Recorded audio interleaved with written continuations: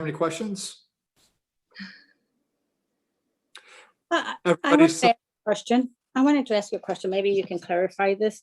So as I'm doing the classes and you're educating me as far as diabetes, because it runs high in my family and I'm trying to prevent it, I wanted to ask you this question. Back in the day when I was raising my children, I used to forget to eat, okay? So you're so busy taking care of them. And sometimes by the time dinner came, you go, you know what? I didn't even have breakfast or lunch. And then you have one big meal. And I was told by family members, my mom, I think it was, she used to say, you know what? You have to put in your meals because you can turn into a diabetic. If you have to have, if you skip meals, you turn into a diabetic. I'm, oh my God, what am I doing to myself? But taking this class is the contrary. It's like, we can fast and burn out some of that fat. So what do you say about, is that an old wives' tale about eating, otherwise you're going to turn into a diabetic? I believe it's misinformation from my ideologies that seem to be working for everybody in this group. Every time you eat, your body has to produce insulin.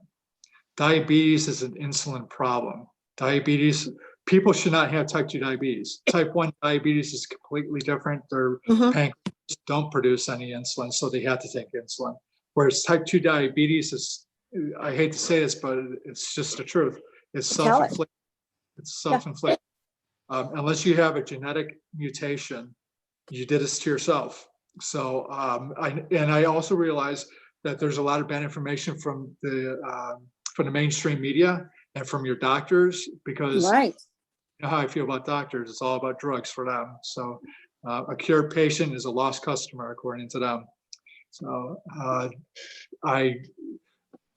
the flip coin is when you haven't eaten all day and you only take a couple bites of food at night, you're destroying your metabolism. Your thyroid tissue stops converting T4 to T3 and starts converting it into reverse T3. So it slows down your metabolism.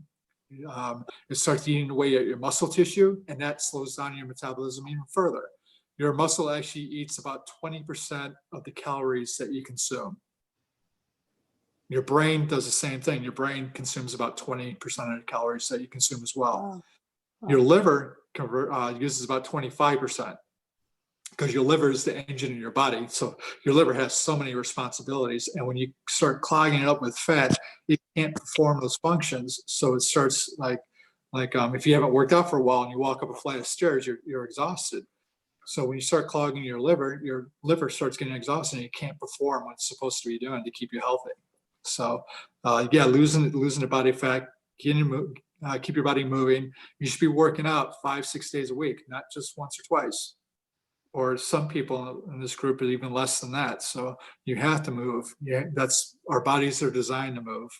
So it's just modern conveniences that have made us sloths. Yeah. And also I want to ask you, they used to say this again, I'm just trying to put it in perspective. They used to say, maybe it's a Hispanic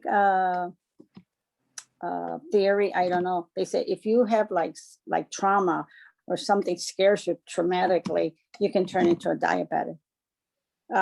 We call it in Spanish un susto. Si pasa uno un susto, you can turn into a diabetic.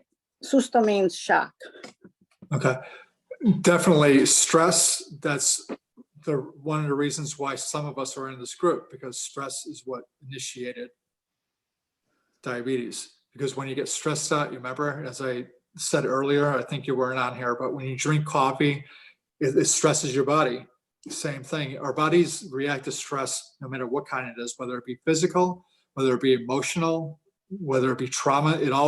Stress is stress. That's it. And your body reacts to it the same way, and it releases energy, including glucose. So you need to get that out of you. So if you're sitting down, if you drink a cup of coffee and you're sitting at the computer all day long, watching TV all day long or whatever, you're not using that energy because cortisol was released. There's 4 times as many cortisol receptors in your stomach area. So because cortisol was released, that those excess calories that were taken out of your fat cells to be used for energy weren't used. They get collected in your stomach. And so your waistline gets bigger and you start getting into visceral fat.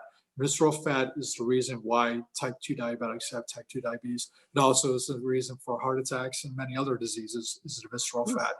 So that's why I keep on you guys. Your stomach, your waistline is your number one rule. I don't care about the number on a scale as much as I care about that waistline going down. If that waistline is going up, you're actually making yourself sicker. So we need to reverse that.